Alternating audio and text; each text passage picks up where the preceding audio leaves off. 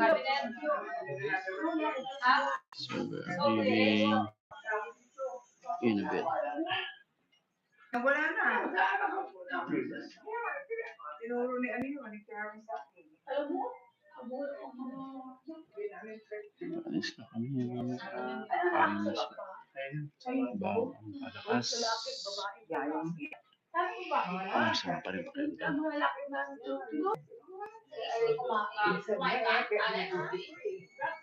Kasi kahit palagyan mo, nakikita mo. Yan sa kasi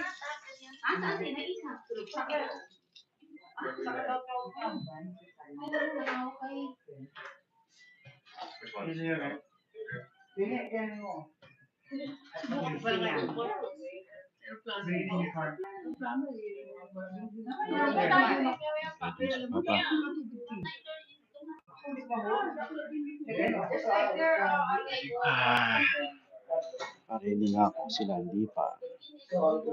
Sumakal ng pakiramdam ko.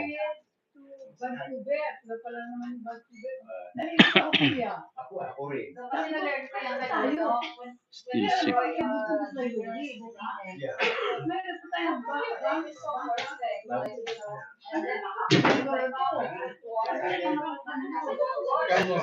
Oh. Maaga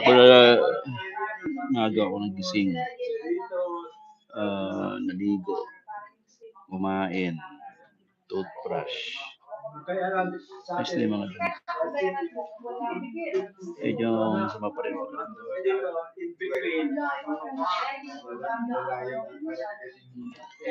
Uwi na ako.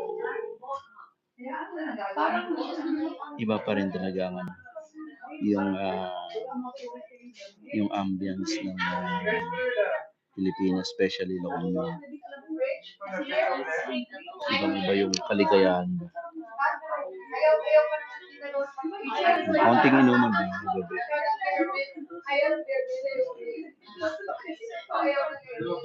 Ang kain ko sila.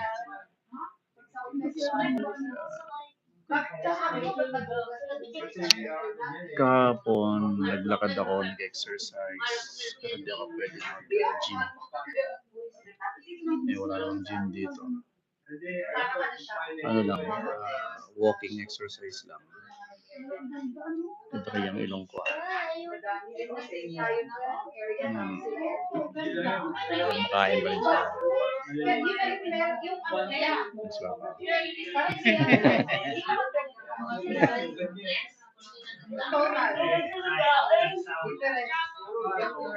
Gusto ko ng dinding, kilawin, kambing, saluyot, bagoong, suka, dobong, pusit.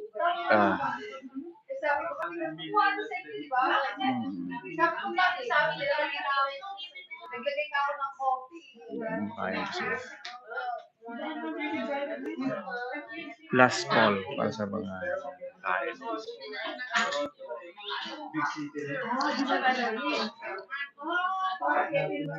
Ay, ako.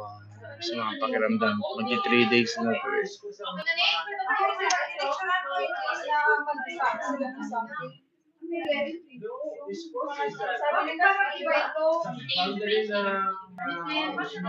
Nakamiss ng gym.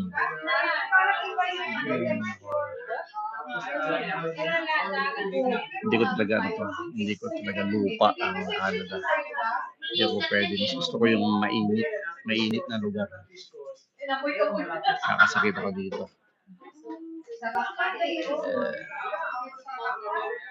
Parang gusto mo nang lagi matulog. Mabaho ba ako?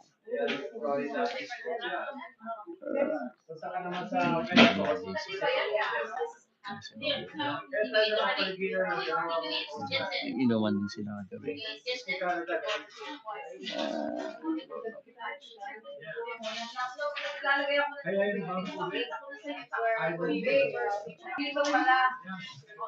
Sabi niya,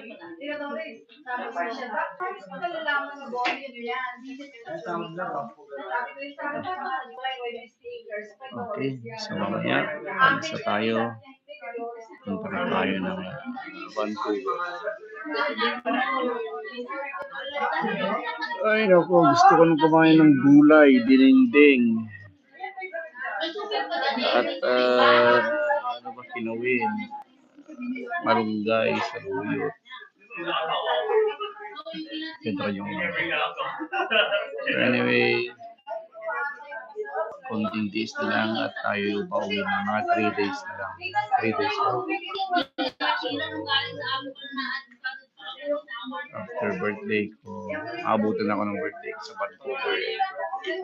So, Vancouver, flight July 19.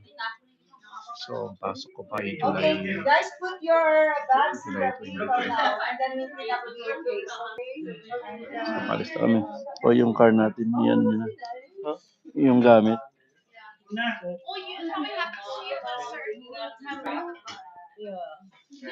Okay, let's go. Lagyan na namin yung mga gamit namin. Okay, let's go, guys. Let's go, let's go, let's go, let's go. See you, Vancouver. Bye-bye.